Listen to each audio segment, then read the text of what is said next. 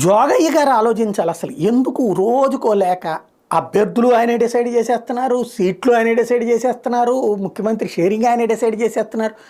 ఆయనకున్నది శక్తి ఎంత?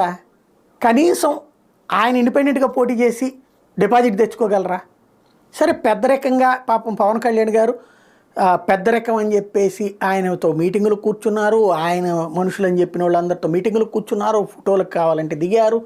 అంత చేశాక రోజుకోసారి ఓ లేఖ ఆయనే రాస్తున్నాడో లేకపోతే ఎవరన్నా రాసేసి ఆయన పేరును పంపిస్తున్నారో కూడా తెలియదు.